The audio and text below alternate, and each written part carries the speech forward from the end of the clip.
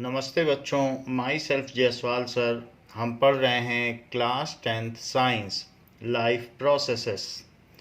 Last class में हमने nutrition in plants देखा था।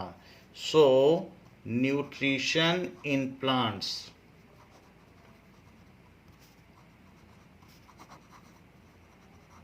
is accomplished by photosynthesis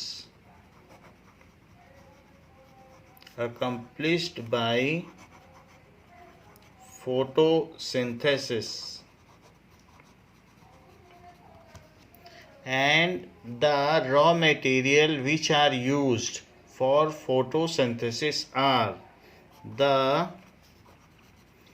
raw material used for photosynthesis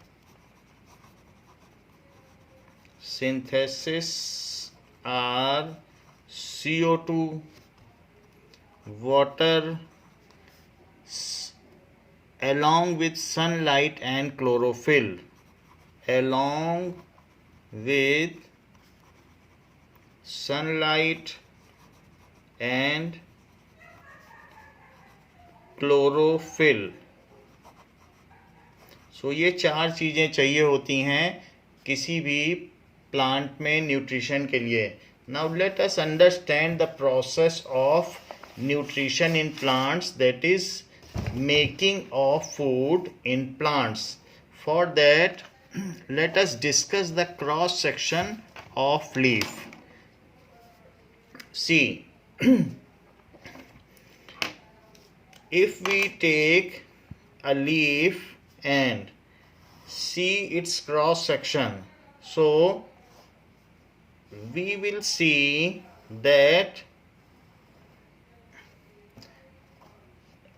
there are various veins in it, and this is cross section. So cut the leaf in this way and now see any part of it with magnifying lens. अगर हम किसी भी चीज़ को इसको अगर हम magnifying lens से बड़ा करके देखते जाएंगे और बड़ा करके देखते जाएंगे इस पार्ट को, तो आपको इसमें कई चीज़ें दिखेंगी। Now if we magnify it with some magnifying lens, so we will see that the upper layer which is made of a waxy chemical substance called cuticle, that is waxy cuticle। अगर आप plant की leaf को पानी में बहुत दिनों तक भी रखे रहेंगे तो वो सड़ेगी नहीं। क्यों नहीं सड़ती? क्योंकि उस पर एक वैक्सी लेयर होती है। तो पानी गिरता रहता है, बारिश होती रहती है, लेकिन पत्तियां खराब नहीं होती हैं। ये इसी वैक्सी सब्सटेंस की वजह से होती है। कभी कभी ये जो वैक्सी क्यूटिकल है ये प्लांट्स को इंसेक्ट से भी बचाता है, क्योंकि इंसेक्ट इसको डाइजेस्ट नहीं कर पाते। It is a waxy substance and the shine on leaf is only due to waxy cuticle. Just below the waxy cuticle there is one dermis का मतलब skin, which is outer skin, outer का मतलब epi, so the outer skin is called epidermis।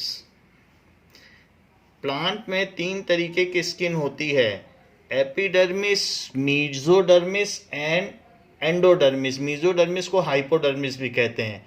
तो सबसे बाहर की जो skin है उसको कहेंगे एपिडर्मिस। So epidermis. फिर उसके बाद की जो स्किन है जो बीच में पड़ता है उसको आप मीजोफिल भी कह सकते हो, क्योंकि उससे वो फिल रहता है। सो या फिर मीजोफिल, और नहीं तो उसके बीच की जो चीज़ है उसको हाइपोडर्मिस भी कह सकते हो, हाइपोडर्मिस। सो और सबसे अंदर की स्किन को कहोगे एंडोडर्मिस। सो प्लांट में इस तरीके से 3 स्किन्स होंगी।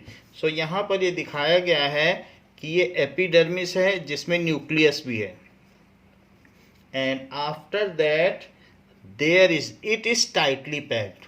Epidermis is tightly packed. So it is upper epidermis. Upper epidermis.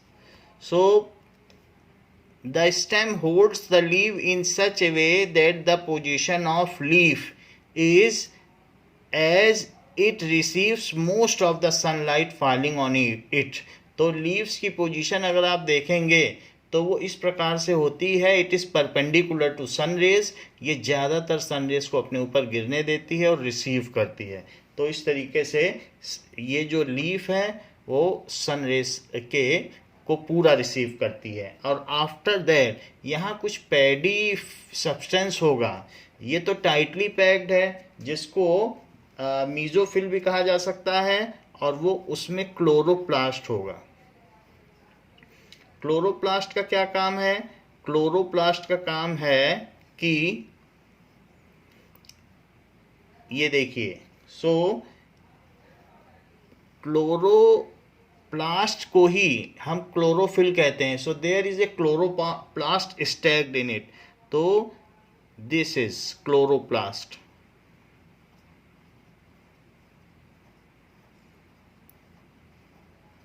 So there is a leucoplast and other is chromoplast. दो तरीके का हम जानते हैं प्लास्टिड्स होते हैं। प्लास्टिड्स क्या होता है?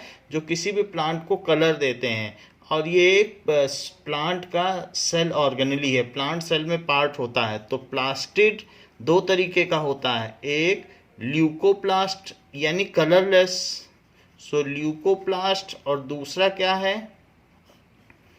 क्रोमोप्लास्ट यानी कलरफुल। क्रोमोप्लास्ट के फिर फर्दर डिवीज़न है, वो अलग अलग कलर का है। अगर रेड है तो उसको कहेंगे रोडोप्लास्ट, और अगर ग्रीन है तो उसको कहेंगे क्लोरोप्लास्ट। सो कलर के लिए क्रोमोप्लास्ट, और अगर कलरलेस है तो ल्यूकोप्लास्ट। तो प्लास्टिड जो कि प्लांट का ऑर्गेनली है वो दो तरीके का होगा। और फिर कलर कौन सा है? अगर रेड है तो रोडोप्लास्ट, और अगर ग्रीन है तो क्लोरोप्लास्ट। नाउ अब ये देखिए कि यहाँ पर हमने देख लिया कि there is a paddy like substance leaf में रहता है और उसमें क्लोरोप्लास्ट होता है। क्लोरोप्लास्ट क्या होता है उसको भी देखें। यहाँ पर हमने इस तरीके के स्ट्रक्चर्स बना दिए हैं जिनको क्लोरोप्लास्ट कहा है, इस तरीके से। And after that there is also a large space, इस तरीके से। Now in this manner there is space between various cells containing plant cells containing chloroplast, and this is the lower epidermis। ये नीचे की एपिडर्मिस हुई, so this is lower epidermis, and lower epidermis with certain opening। यहाँ पर एक opening भी होगी, so that is a kind of opening like this। सो इस तरीके से हमने देखा इसका कंप्लीट स्ट्रक्चर, जिसमें ये क्लोरोप्लास्ट है। जो क्लोरोप्लास्ट है अगर हम इसको और मैग्नीफाई करें तो इसको मैग्नीफाई करने पर ये बिल्कुल इस तरीके का स्ट्रक्चर लगता है जैसे एल्पेनलीबल होती है। तो बहुत सारी एल्पेनलीबल एक दूसरे के ऊपर रखा हो, जिसको स्ट्रोमा कहते हैं, स्टैकिंग। तो इसमें क्लोरोफिल भरा होता है। तो एक में पर्टिकुलरली देखोगे, सो द स्टैकिंग, जैसे ढेरी लगा कर रख दी जाए एल्पेनलीबल जैसे चॉकलेट की, तो उसको स्ट्रोमा कहते हैं। स्ट्रोमा यानी स्टैकिंग, ढेरी। और इन सब चीज़ों में जो चीज़ भरी हुई है दैट इज क्लोरोफिल। सो जैसे हमने आपको बताया कि ये प्लांट सेल है, और प्लांट सेल में क्या चीज़ आपको बताई? प्लास्टिड। तो प्लांट सेल है, प्लांट सेल में कहीं ना कहीं एक न्यूक्लियस भी होगा, और उसमें बहुत सारे प्लास्टिड्स होते हैं। इनकी ख़ास बात क्या होती है कि जो लीव्स में प्लांट सेल हैं तो उनमें प्लास्टिड्स बहुत ज़्यादा होती है, और प्लास्टिड्स भी कैसी, जो कि क्रोमोप्लास्ट हो, और क्रोमोप्लास्ट भी कैसा, जो कि क्लोरोप्लास्ट हो, और क्लोरोप्लास्ट खुद कैसा होगा, ये सब क्लोरोप्लास्ट है, यानी सब प्लास्टिड्स है। सो कलरफुल प्लास्टिड्स है तो क्रोमोप्लास्ट भी कह सकते हो। और प्लास्टिड भी कैसा, स्टैग्ड, और स्टैग्ड है तो इसको स्टैग्ड को स्ट्रोमा कहते हैं, और इसमें भरा हुआ क्या रहता है, जिस केमिकल का नाम, उसको कहते हैं क्लोरोफिल। तो हम क्लोरोप्लास्ट कह रहे हैं तो it is nothing but plastid. जैसे रोडोप्लास्ट है, लाल हुआ तो रोडोप्लास्ट, तो प्लास्टिड का नाम है। सो इस तरीके से ये चीज दिखाई गई है। Now this is guard cell. These are the guard cell and they control the opening at the lower surface of the leaf. Leaf में जो लोअर सरफेस है उसमें से गैसियस एक्सचेंज होता है, अपर सरफेस में नहीं होता, क्योंकि अपर सरफेस में अगर धूल जमती चली जाएगी लीफ में तो लीफ तो सांस ही नहीं ले पाएगी।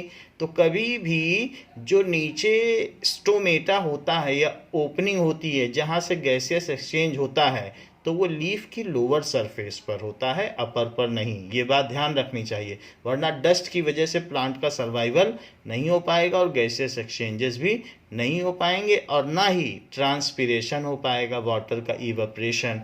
सो इसलिए ये जो यहाँ पर दो सेल दिखाई गई हैं इनको कहेंगे guard cell. So these are guard cell and this is the opening. So opening of this guard cell, जो opening है उसको कहेंगे stomata. So it is stomata. So it is called stomata and there is a space in it. ये इसके बीच में space भी होगा, that is called air space. तो ये air space है, तो यहाँ air space है। फिर यहाँ पर आप देख रहे हैं इस बीच वाली चीज़ को आप मीजोफिल भी कह सकते हैं, और मीजोफिल कुछ नहीं है, मीजोफिल भी तो प्लांट सेल ही है। हाँ, उसमें क्लोरोप्लास्ट बहुत ज़्यादा है। तो मीजोफिल जो बीच की पैडी स्ट्रक्चर है, गद्देदार स्ट्रक्चर, उसको मीजोफिल कहते हैं, जो चीज़ हमने यहाँ पर आपको बता दी है। So this is mesophyll. तो ये इसके लीफ का इनसाइड का स्ट्रक्चर हो गया। सो आप ये कह सकते हैं क्रॉस सेक्शन ऑफ लीफ, जो हमने आपको दिखाया है that is cross section of leaf. तो वो इस तरीके का आपकी बुक में दिखाया गया है, क्रॉस सेक्शन ऑफ लीफ, कि लीफ किस तरीके से होगी। तो ये चीज़ यहाँ पर आप देख सकते हैं। नाउ इसमें जो सबसे लोअर सरफेस है उसे आप क्या कह सकते हैं, जो सब यहाँ पर नीचे की है उसको कहेंगे लोअर एपिडर्मिस। तो लोवेस्ट वाली जो सरफेस होगी यहाँ पर, सो इट इज कॉल्ड, जैसे इसमें अपर एपिडर्मिस कहा तो ऊपरी स्किन, उसी तरीके से नीचे की स्किन, वो भी तो आउटर ही है, नीचे वाली भी आउटर, ऊपर वाली भी आउटर, तो उसको कहेंगे lower epidermis, lower epidermis. So this is lower epidermis. Now let us see the cross section structure of leaf. Now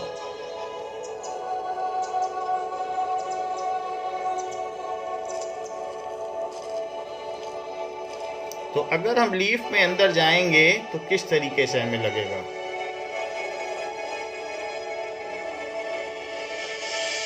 this is stomata.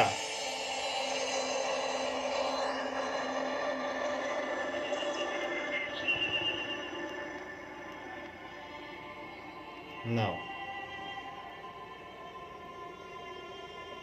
ये इसमें एयर स्पेस है इसके बीच में बहुत सारा, और आप देख रहे होंगे कि these are the various plant cell containing chloroplast. इसमें क्लोरोप्लास्ट भरा हुआ है।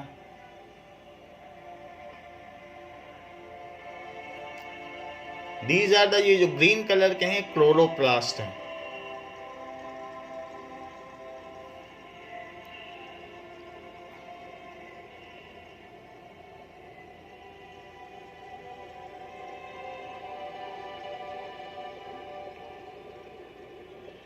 ये देखिए स्टैकिंग है, ये जो इस तरीके के आप स्टैकिंग देख रहे हैं, सो ये सारे स्ट्रोमा हैं। सो दिस इज स्ट्रोमा, और इसी में क्लोरोफिल भरा हुआ है। और क्लोरोफिल का काम क्या होता है? It traps the sunlight. तो ये ट्रैप करता है सनलाइट को। नाउ ये तो बात हो गई कि प्लांट का स्ट्रक्चर किस तरीके से होता है। यहाँ से इन्होंने दिखाया कि एयर स्पेस और बहुत सारे इस तरीके के मीजोफिल में लूजली पैक्ड प्लांट सेल हैं, जिसमें there is a abundance of chloroplast. उसके अंदर सेल ऑर्गेनेली में क्लोरोप्लास्ट बोलो या प्लास्टिड बोलो, एक ही बात है। प्लास्टिड का ही तो एक टाइप है क्लोरोप्लास्ट। तो क्लोरोप्लास्ट होता है। क्लोरोप्लास्ट जो है स्टैकिंग में होता है, और स्टैकिंग में इसके अंदर जो केमिकल भरा होता है उसका नाम क्लोरोफिल है। उसका फार्मूला अगली क्लास में बताया जाएगा। अब देखिए यह है कि क्लोरोफिल में मैग्नीशियम पाया जाता है। नाउ जो गार्ड सेल है, तो गार्ड सेल के अलावा इस तरीके का एक ओपनिंग होता है जो रेगुलेट होती है, जैसे कि ये। ये इस तरीके की ओपनिंग है गार्ड सेल में, और ये एपिडर्मिस है, आउटर एपिडर्मिस है। That is a very thin layer, single celled layer, बहुत पतली लेयर है एपिडर्मिस। तो ऐसा लोअर लीफ में होता है, लीफ की लोअर सरफेस में। तो ये चीज़ यहाँ पर दिखाई गई। और ये सारे, ये जो एपिडर्मिस है और ये गार्ड सेल है, तो गार्ड सेल की ये जो बीच का पोर है ये स्टोमेटल पोर है। तो अब ये क्लोज्ड पोर है, क्लोज्ड स्टोमेटल पोर। और ये गार्ड सेल हैं which regulate the closing and opening of cell. So इस तरीके से है। जब भी कभी भी हम प्लांट्स में पानी डालेंगे और धूप होगी, तो ये क्या होंगी, ये गार्ड सेल, तो वाटर रूट से इसमें आ जाएगा, और रूट से आने के बाद ये टर्जर हो जाएगी। टर्जर का मतलब टाइट, और टाइट होने के बाद ओपन हो जाएगी। ऐसा क्यों होगा? क्योंकि हमने उसमें पानी डाल दिया है, तो ये ऐसे टाइट हो जाएंगे और ये ओपनिंग खुल जाएगी। ओपनिंग खुल जाने से जो एक्सेस वाटर है वो इस पोर से बाहर निकल आएगा, तो इस तरीके से निकल आएगा। और जब पानी ख़त्म हो जाएगा रूट्स के पास, तो ये ऐसे लूज़ हो जाएंगी, तो लूज़ हो जाएंगी तो ये क्लोज्ड हो जाएंगी। तो अब ये क्लोज्ड पोजीशन है, तो ये रेगुलेट द वाटर। तो इस तरीके से ये जो भी चीज़ होती है पानी की वजह से इसमें रेगुलेशन होता है। तो वाटर जब आ जाएगा, पानी डालेंगे तो टाइट हो जाएंगी। जैसे कोई भी चीज़ है, चना है या मटर है, पानी में डाल दो तो टाइट हो जाती है। सब्जियों को पानी में डालो तो टाइट हो जाती है। वैसे ये जब टाइट होगी तो खुलेगी। अभी ये पानी ना होने की वजह से रूट्स में बंद है। इस तरीके से ये जब ओपन होती है, then it allows gaseous exchange. तो ये ओपन स्टोमेटा है, स्टोमेटल पोर। और बाकी ये इसके चारों तरफ एपिडर्मिस है। तो ऐसी मिलियंस ऑफ, एक दो नहीं, उसमें मिलियंस ऑफ स्टोमेटा होती हैं लोअर लीफ में, ऐसा। और इसका काम क्या होता है? दैट इज और इसमें भी क्लोरोप्लास्ट होता है। ये भी एपिडर्मिस भी, this is all for making food, photosynthesis से। तो ये जो चीज़ यहाँ दिखाई गई है, तो ये क्या है? दैट इज, यहाँ पर आप देख लीजिए, ये दोनों गार्ड सेल हैं, गार्ड सेल। और ये क्या है? ये जो चीज़ दिखाई गई है ग्रीन ग्रीन, ये सब क्या है? सभी green green, that is chloroplast, chloroplast. ऐसा इसमें भी है, ये सब, ये जो ग्रीन ग्रीन है तो क्लोरोप्लास्ट, ये गार्ड सेल हो गई। और इसी तरीके से ये चीज़ क्या हो गई? ये एपिडर्मिस हो गई, एपिडर्मिस। और ये क्या हो गया? Open stomatal pore allowing gaseous exchange, open stomatal pore, ये खुला हुआ है। तो इस तरीके से जब पानी ज़्यादा रहेगा रूट्स में तो ये खुला रहेगा, जिससे वाटर लॉगिंग ना हो रूट्स में और ट्रांसपिरेशन हो जाए, वाटर का इवापोरेशन हो जाए। तो इस तरीके से वाटर की वजह से टाइट हो जाती है और खुल जाता है। तो इस चीज़ को हम देख लें कि क्या होता होगा कि स्टोमेटा का This किस तरह। begonia plant, like most land plants, has more stomata on ये देखिए, the underside of its leaves than on the top. ये there are millions of stomata.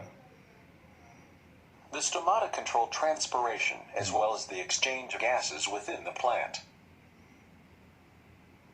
ये देख, ऐसे ओपन होता है, ऐसे क्लोज होता है। Two cells called guard cells surround the These stomata. are the guard and cells and open opening close in and response closing to the of amount stomata. water in the plant, the light intensity, and the level of carbon dioxide in the air.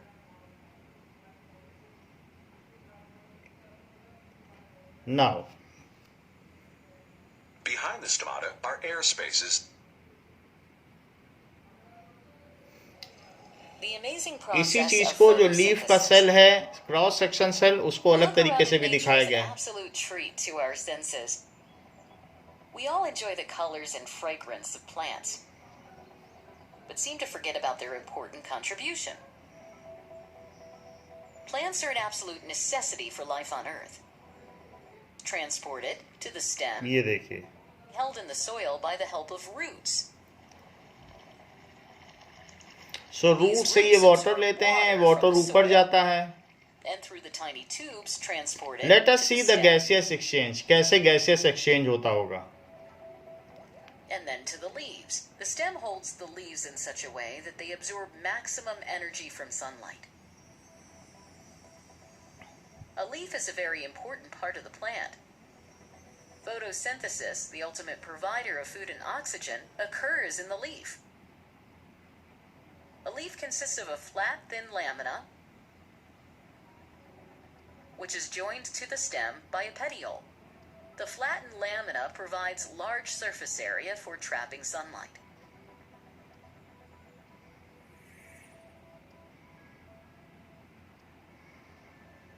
A cross-section of the leaf shows the upper and lower layers of cells, which are flat and irregular.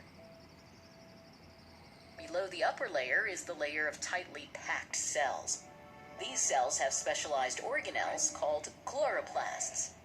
Chloroplasts contain the pigment chlorophyll, which gives the green color to the leaf. The next layer has loosely arranged cells with large air spaces. This section also shows tubes specific for transporting the absorbed water into the leaf. That is xylem. तो xylem के tubules यहाँ दिखाए गए हैं, जिससे कि Lower water layer आता has है। many pores called stomata. This is Each stoma stomatal is pore, surrounded by two guard cells, guard cells. which regulate opening and closing of the stomata. A leaf absorbs carbon dioxide from the environment through these stomata, which after passing through air spaces, enter into the chlorophyll containing cells.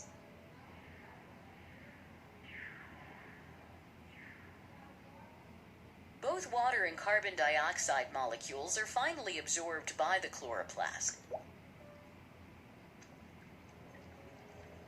These chloroplasts also have the capacity for trapping energy from sunlight. And this energy is used to synthesize glucose and oxygen from carbon dioxide and water. तो ये glucose बना These देता oxygen है and इनसे। glucose molecules diffuse out of the chloroplast.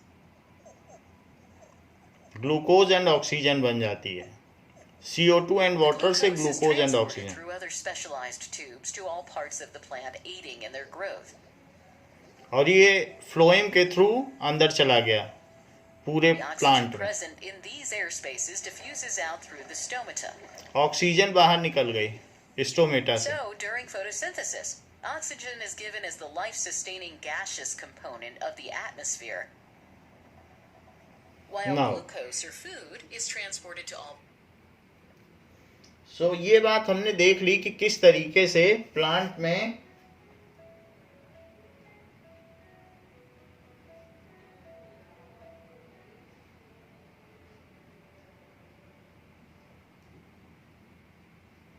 Now, in this way we have seen what is the role of stomata. When it opens, then it regulates the transportation of water and air. तो उन दोनों को ये regulate करता है कि कितनी controlling करता है कि कितने अमाउंट में वाटर आनी चाहिए या गैस आना चाहिए, इन सब चीज़ को कंट्रोल करता है. We have already seen that there are 4 components required for photosynthesis. By experiment we should show that if any one of the component, जैसे आपको बताया गया है 4 components कौन कौन से हैं, तो CO2, water, sunlight and chlorophyll. अगर इनमें से एक भी चीज़ नहीं होगी तो खाना नहीं बनेगा, प्लांट्स अपना फूड प्रिपेयर नहीं कर सकते. So let us see one by one कि how these all 4 components are necessary for preparing food. Now,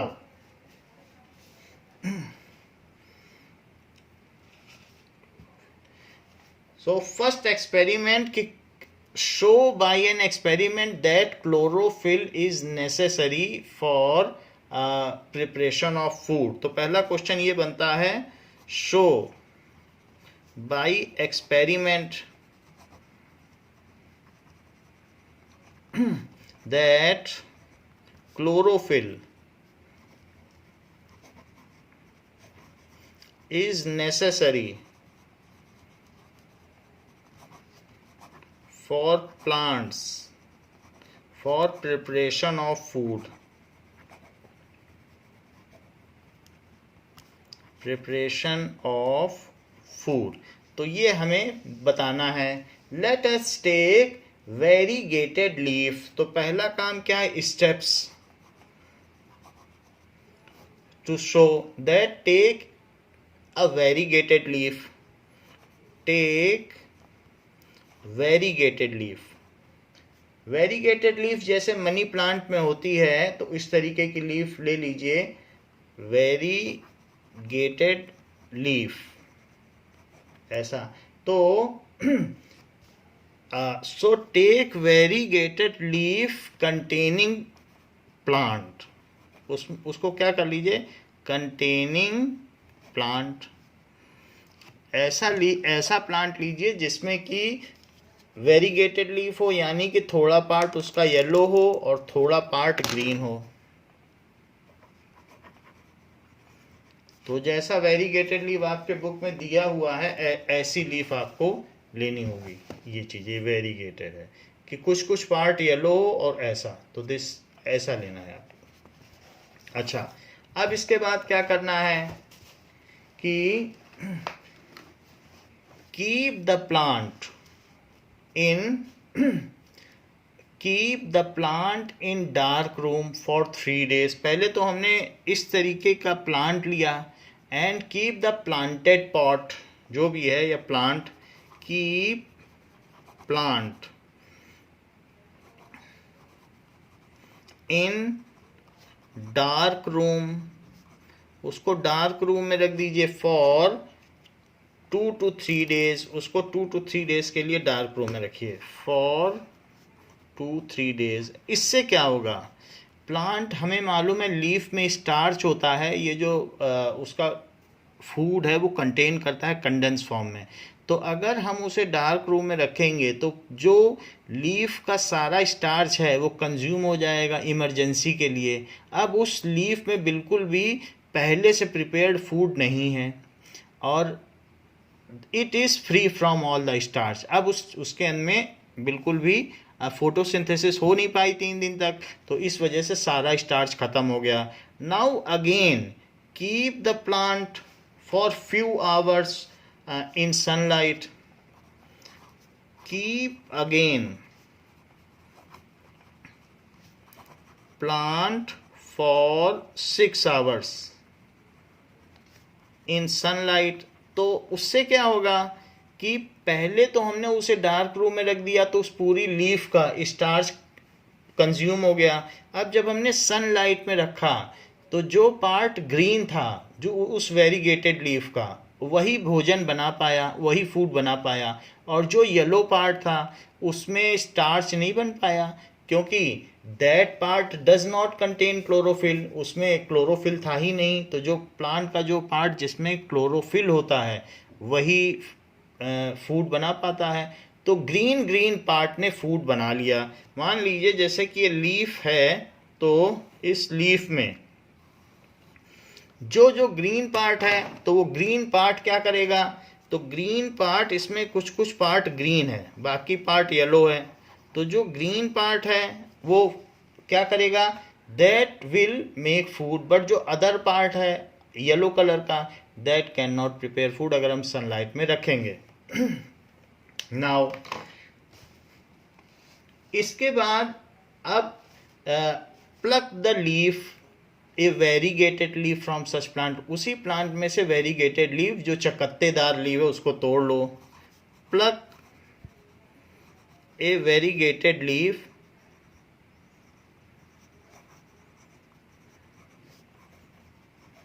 from plant.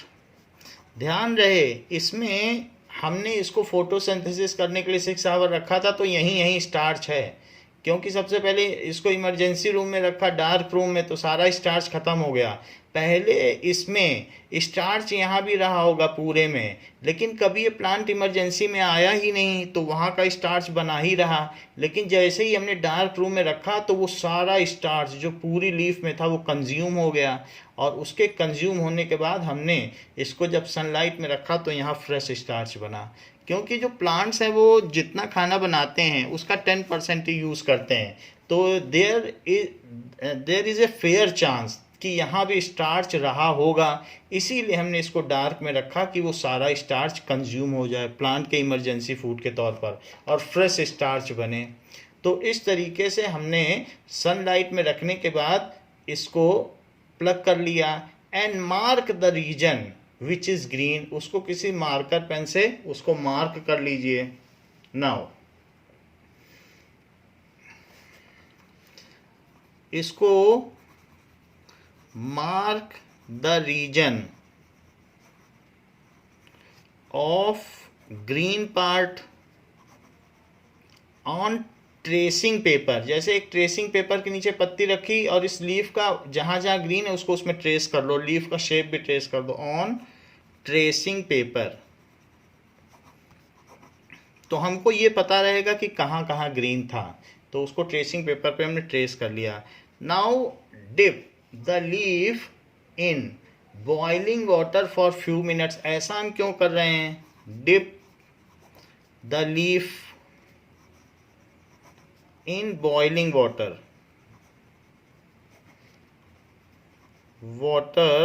For few minutes, तो उसको हमने बॉइलिंग वाटर में डाल दिया for few minutes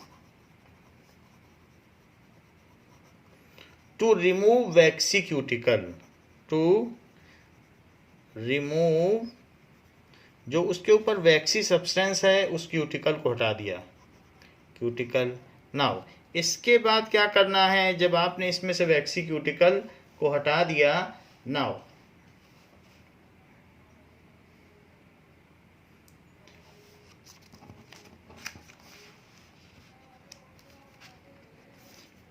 after that immerse that leaf in a beaker containing alcohol। तो इसके बाद इसको आप क्या करें, इसको बॉइलिंग वाटर में डाला, अब इस लीफ को अल्कोहल में डाल दीजिए, और अल्कोहल में डालने के बाद इस जो अल्कोहल का कंटेनर है तो उस कंटेनर को केयरफुली होल्ड करिए। ये बॉइलिंग वाटर है, तो बॉइलिंग वाटर रहेगा, और उसके अंदर जो दूसरा है तो उसमें जिसमें आपने वेरीगेटेड लीफ डाली है, ये वेरीगेटेड लीफ, तो उसको अल्कोहल में डालिए और इसको होल्ड कर लीजिए। ये होल्डर है तो अलग से इसको होल्ड करिए, और ये अल्कोहल है, इसमें अल्कोहल भरा हुआ है, तो इनर कंटेनर में अल्कोहल है और आउटर कंटेनर में वाटर है। वाटर 100 डिग्री सेल्सियस पर बॉईल करता है, और जबकि ये 78 डिग्री सेल्सियस पर बॉईल करता है। अल्कोहल C2H5OH, ये अल्कोहल का फार्मूला होता है जो ड्रिंकिंग पर्पस और बीवरेज के लिए भी इस्तेमाल होता है, तो ये अल्कोहल है। सो अब इसको आप फ्लेम में रख दें। सो इसको फ्लेम में रख दिया आपने, तो इसके बाद क्या होगा कि जो लीफ है, तो लीफ में से जितना भी कलर होगा, जो भी इसका ग्रीन, इसके अलावा क्योंकि क्यूटिकल तो हट चुका है, तो इसमें अब कुछ कलर होगा, येलो कलर, ग्रीन कलर सब हट जाएगा। It will be colourless. तो जब हम इसको बॉइलिंग अल्कोहल में डालेंगे, then the leaf will be colourless. Now put the variegated leaf in boiling alcohol which is kept over boiling water। इसको डायरेक्ट कांटेक्ट में नहीं रखेंगे, नहीं तो अल्कोहल में आग लग जाएगी। तो फ्लेम के ऊपर सीधा अल्कोहल नहीं चढ़ाना है, क्योंकि वो फ्लेमेबल होता है। So put leaf in alcohol and boil alcohol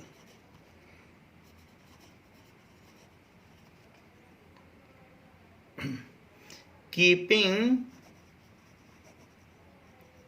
it in boiling water।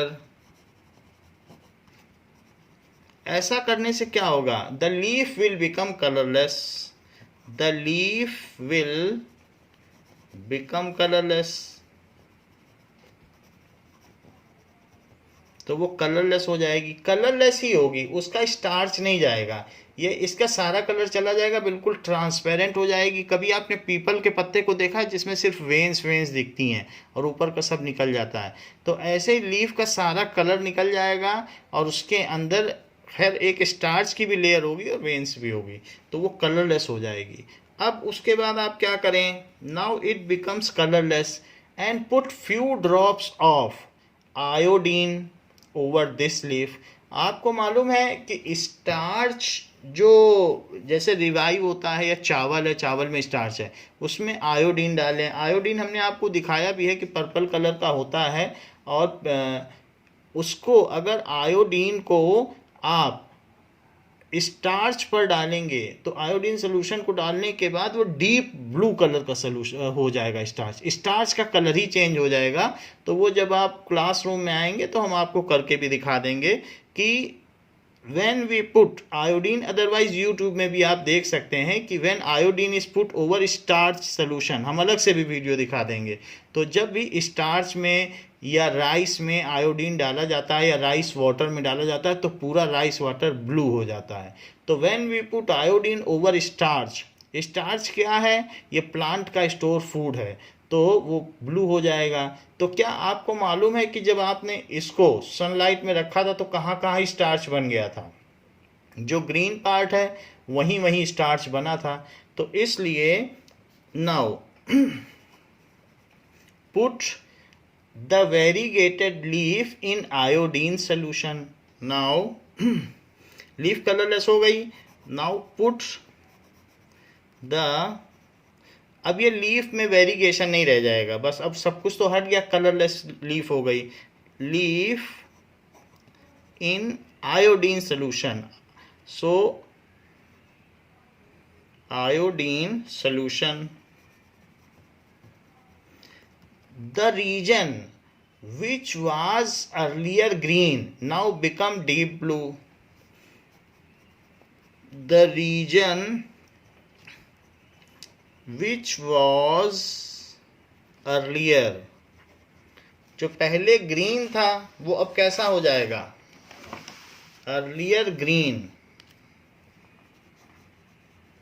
Now become deep blue. Deep blue हो जाएगा।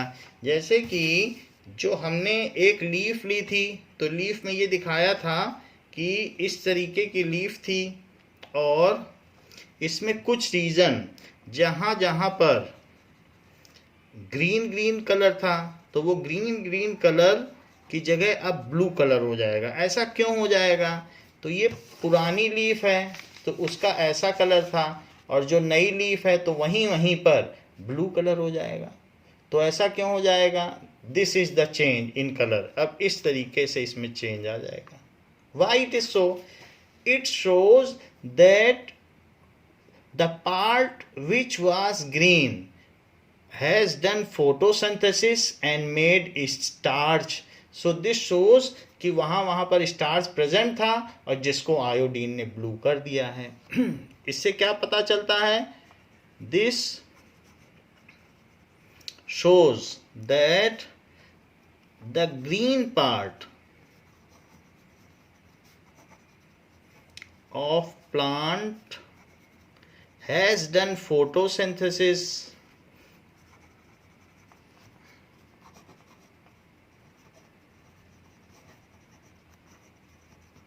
and prepared starch. स्टार्च और कुछ नहीं है, कार्बोहाइड्रेट है, गेहूं में, आलू में और व्हीट में पाया जाता है। तो जो भी इस तरीके की चीज़ें जो हमें एनर्जी देती हैं सो उन सब में पाया जाता है, तो उससे स्टार्च का पता चलता है। तो इससे हमें क्या पता चला? This proves that chlorophyll is necessary for photosynthesis. तो रिजल्ट क्या हुआ कि chlorophyll is necessary for photosynthesis.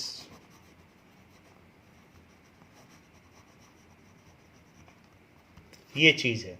तो now see the same experiment is given here in another way. Let us take a potted plant and it may not be variegated, it is uniformly green leaf, and place a strip of aluminium foil over here. इसमें आप कहीं पर aluminium foil या कुछ और इसको plastic से किसी तरीके से जिससे सनलाइट अंदर नहीं जा सके उसको कवर कर दीजिए, या ब्लैक पेपर से कवर कर दीजिए, and put it for 2 to 3 days। तो वहाँ पर क्या होगा, जो भी स्टार्च होगा वो कंज्यूम हो जाएगा, तो उसी से उसका सेल्स को एनर्जी मिलेगी और बाकी फिर और स्टार्च उसके पास नहीं बचेगा। Now put the leaf in alcohol solution. इसको अल्कोहल सोल्यूशन में रखिए, वो ग्रीन अवश्य रहेगा क्योंकि वहाँ पर क्लोरोफिल तो है लेकिन वहाँ पर सनलाइट नहीं है। सो आप यहाँ पर देखेंगे कि now as it was chlorophyll was there but you have not allowed sunlight to fall over here. तो ऐसे केस में क्या होगा कि वहाँ स्टार्च नहीं है और ये सारा वैक्सीक्यूटिकल इसका वॉश आउट, वैक्सीक्यूटिकल तो वाटर से वॉश आउट हो जाएगा और ग्रीन कलर अल्कोहल में मिल जाएगा और ये अल्कोहल ग्रीन हो जाएगा पूरा। एंड उसके बाद जब उस पर आप आयोडीन सोल्यूशन डालेंगे तो यहाँ पर ये ब्लू कलर हो जाएगा जहाँ जहाँ पर स्टार्च बना है, और जहाँ पर नहीं बना है तो वहाँ पर ये कलरलेस रहेगा। खैर ये बात ये प्रूव करता है कि सनलाइट की ज़रूरत होती है, सनलाइट नहीं होगा तो फूड नहीं बनेगा। इसमें ये बात नहीं प्रूव हो रही है कि क्लोरोफिल की वजह से है, क्योंकि हमने उस पार्ट को कवर कर दिया, तो हम इसको सनलाइट में दिखाएंगे कि due to if there is absence of sunlight then no starch और नो फूड इज फॉर्म। तो हमारी बुक में जो एक्सपेरिमेंट दिया इट इज बेटर, इसमें हमने वेरीगेटेड लीफ ले ली है। नाउ इस चीज को हम और थोड़ा सा समझें, जैसे कि leaves of plants produce glucose through photosynthesis. The excess glucose is then converted into starch, which is the reserved food material in plants. Let us do a small experiment to test the presence of starch in leaves. We need a leaf, boiling water, alcohol, iodine solution, test tube, spirit lamp. so this is iodine solution, Take a leaf from this a is plant, boiling water, this is sunlight alcohol. for several hours. Place the leaf in boiling water. This will kill the leaf, disrupt the cell membrane, and soften the cell walls, allowing the iodine to enter the cells and react. Now put the leaf in a test tube and cover it with alcohol.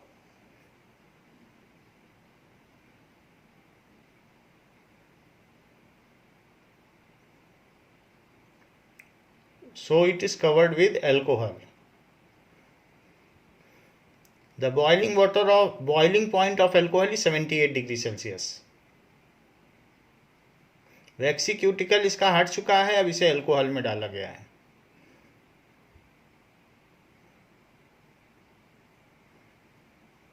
the test tube in the boiling water. और ये boiling alcohol हो गया, Into the alcohol. Note that alcohol turns green.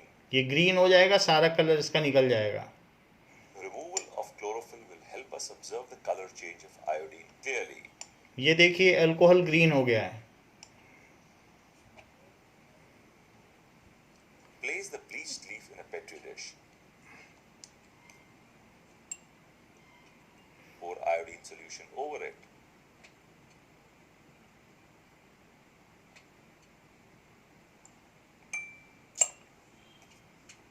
Note the color of the leaf. It changes to dark green. This is because iodine combines with starch present in the leaf. Now it forms is violet a colored kind of complex. violet or This deep shows blue. that starch is present in leaves. Now cover a leaf with a black paper for a couple of days and do the same test. See if it still has starch. Now जैसा बताया गया कि black pepper रखकर करेंगे तो क्या होगा, तो हमने यहाँ पर देखा कि जो आयोडीन है that converts starch into deep blue colour. ये चीज यहाँ दिखाई गई है.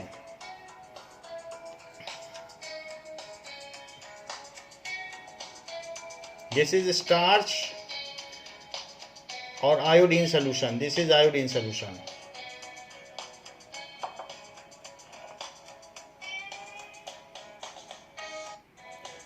Now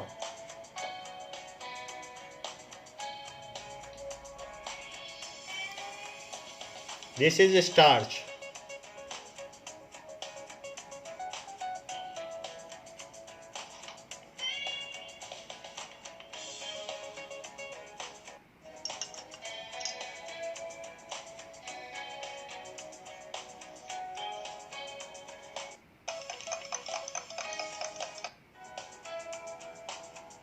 this is iodine solution.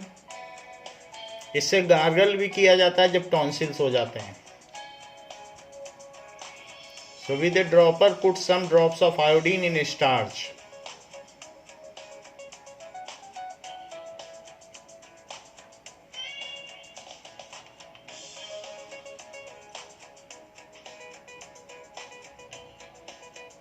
तो वैसे तो आयोडीन का ऐसा कलर है, लेकिन आप देखिए कि स्टार्च में इसका कैसा कलर है.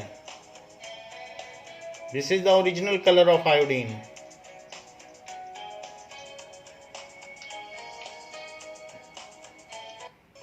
But what about starch? तो स्टार्च में इसका कलर ब्लू हो गया है. So it makes the starch blue, जैसा कि यहां दिखाया गया है.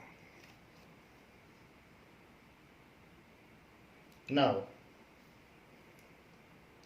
हमने ये देख लिया कि chlorophyll is necessary for photosynthesis. There are 4 things which are necessary. तो first we have seen by activity 6.1 as stated in your book.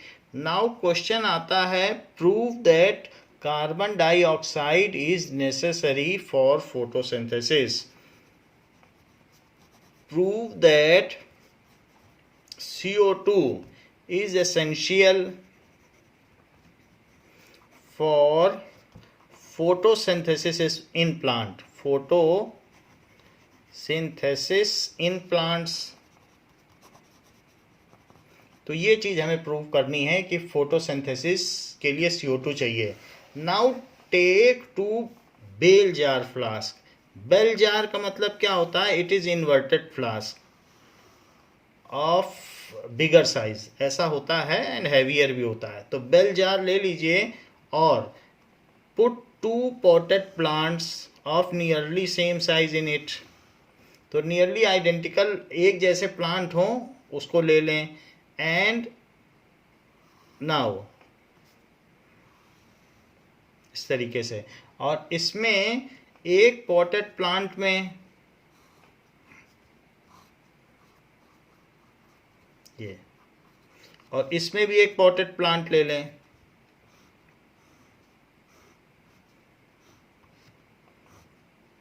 तो आप देखेंगे एक में आप क्या करें कि किसी चाइना डिश में दैट इज KOH सोल्यूशन ले लें.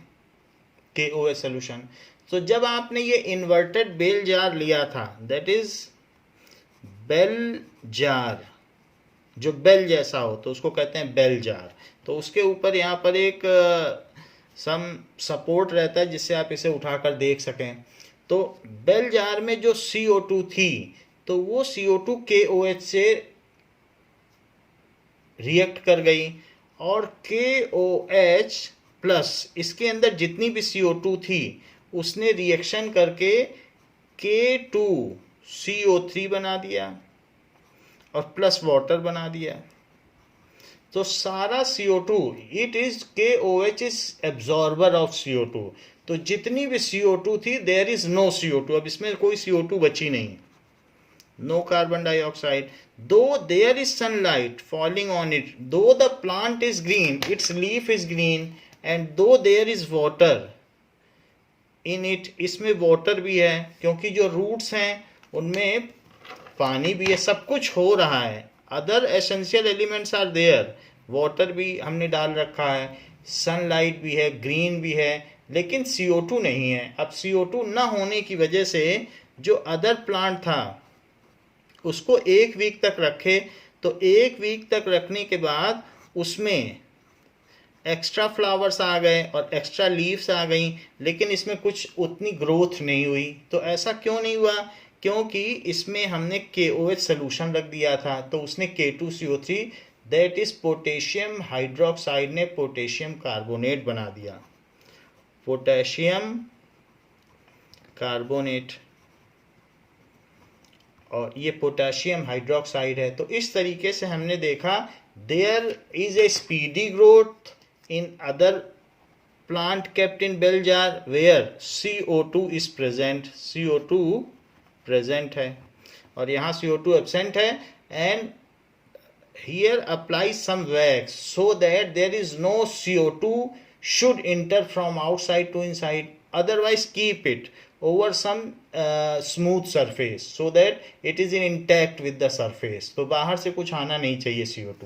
तो जब हम ऐसा कर देते हैं, सील कर दीजिए या वैक्स से टेप लगा दीजिए या फिर आप इसे एक स्मूथ सरफेस पर रखें. So how should we prove that कि if all elements are present in both the cases and similar conditions are kept, then also the bell jar in which CO2 is present, in that growth is more. तो वहाँ पर growth मोर है और जिसमें CO2 नहीं है वहाँ growth हुई नहीं. नाउ तो क्या करना चाहिए? Take 2 healthy plants, 2 healthy plants of similar size, similar type, एक तरीके के भी हों, and size. Place them under bell jar, under bell jar. Bell jar के अंदर प्रेस कर दीजिए. In one of the bell jar put some KOH solution in a china dish. In first bell jar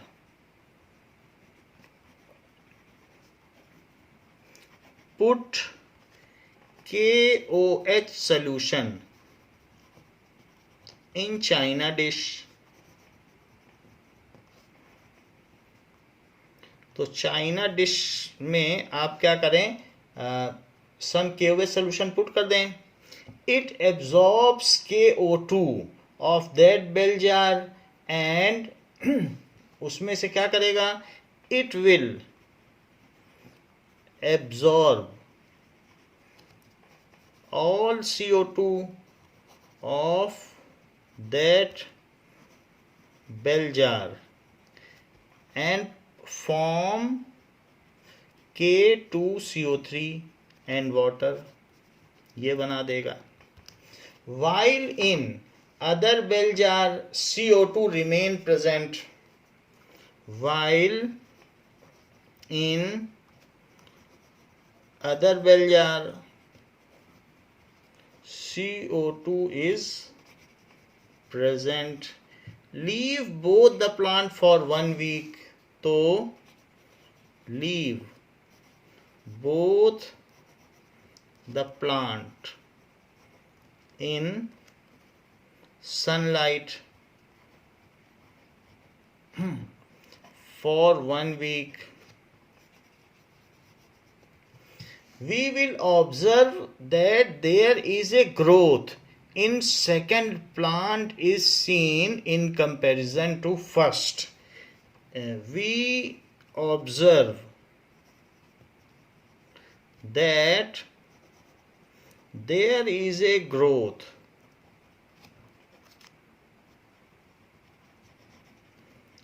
in second plant is seen. देखो second plant में ज़्यादा growth है और इसमें नहीं है. In second plant is seen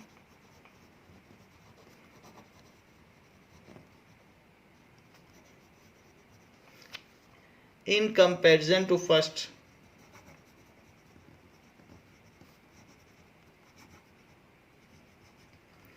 So this proves, result क्या हुआ?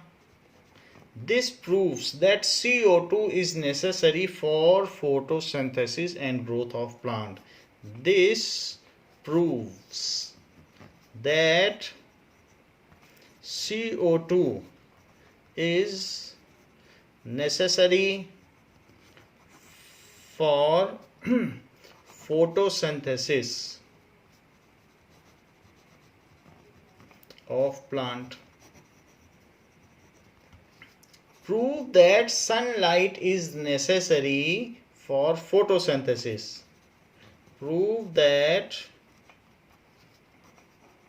sunlight is necessary for photosynthesis in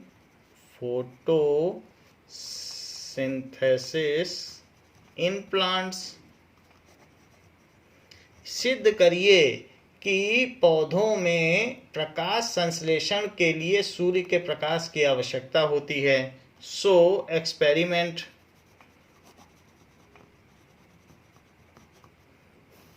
take 2 similar potted plants. Take 2 similar potted plants. 2 similar potted plants लीजिए. Keep one in sunlight and other in dark.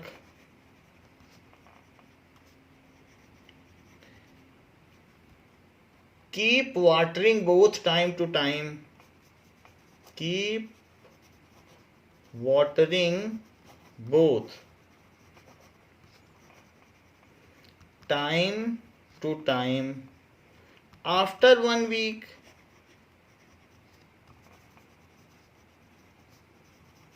see condition of both plant.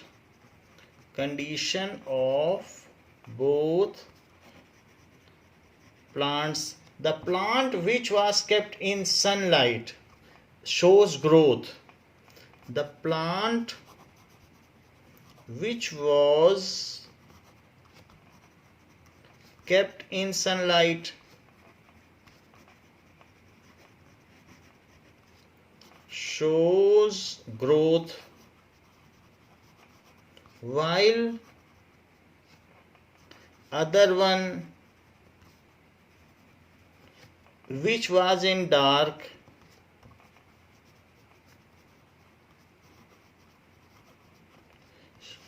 shows no growth.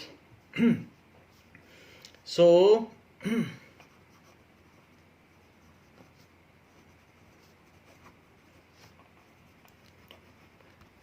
और seems dead ऐसा भी हो सकता है. तो इस तरीके से रिजल्ट क्या हुआ? Sunlight is necessary for photosynthesis. Sunlight is necessary for photosynthesis.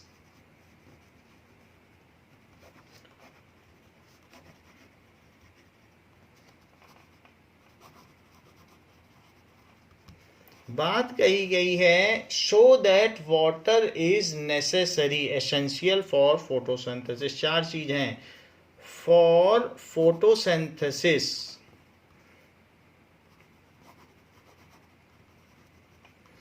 Water is essential.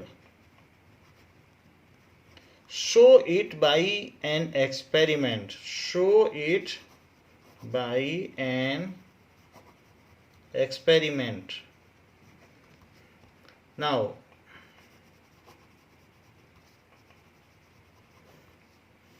keep 2 similar plants in sunlight. Keep 2 similar plants in sunlight. Keep watering one plant while do not water to other plant. Keep watering one plant while do not water other plant. See condition of both after 1 week. See condition of both after 1 week. The plant which was watered is healthy. The plant which was regularly watered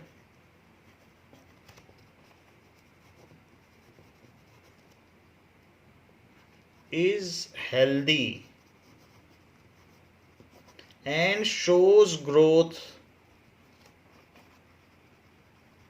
while other one